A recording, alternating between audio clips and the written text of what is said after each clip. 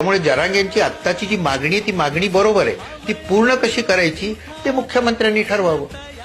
मी फक्त घटनेमध्ये काय लिहिलं एवढंच आपल्या पुढे मांडणार आहे. तर हे रिझर्वेशन जे आहे ते 15 आणि 16 खाली करता येते, उघड आहे. घटना समितीमध्ये आंबेडकरांनी असं सांगितलं की लोकशाही म्हणजे सगळेजण सारखे. मग ज्यांच्यावर आपण वर्षानुवर्ष अन्याय केला, पिढ्यानपिढ्या अन्याय केला, त्यांना वर आणण्याकरता रिझर्वेशन ठेवणं आवश्यक आहे.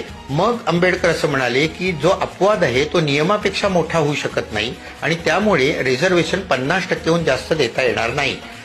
हाच बरोबर मुद्दा केंद्र शासनाने केसमध्ये सुप्रीम कोर्टाने उचलून धरला आणि सांगितलं की 50% वर रिझर्वेशन देता येणार नाही. की मराठा या ओबीसी मध्ये येतात का, तर ट्रिपल टेस्ट सांगितलेली आहे सुप्रीम कोर्टाने. ट्रिपल टेस्ट याचा अर्थ असा की मागास आयोगाने मराठा समाज मागास ठरवायला पाहिजे 1, त्यानंतर एम्पेरिकल डेटा उपलब्ध पाहिजे 2 आणि 50% वर देता येणार नाही 3. या 3 गोष्टी आहेत.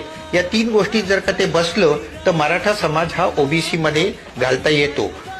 आता 50% वर आरक्षण देता येणार नसल्यामुळे 50% बाहेर मराठ्यांना आरक्षण देताच येणार नाही आणि ते मागास असतील असं डिक्लेअर झालं तर ते ओबीसीत येतात. ओबीसीची व्याख्याच ती आहे, social in educationally backward class, त्याच्यात ते येऊ शकतात. तेव्हा जरांगे यांची जी आत्ताची मागणी आहे की आम्हाला रिझर्वेशन पाहिजे आणि ते ओबीसीतूनच पाहिजे, हे सध्या तरी कायद्याला धरून आहे. आता यातून मार्ग कसा काढायचा हे थोर आपले राजकारणी लोक जे सगळे बसलेत, शेवट लक्षात घ्या की politics is race for power.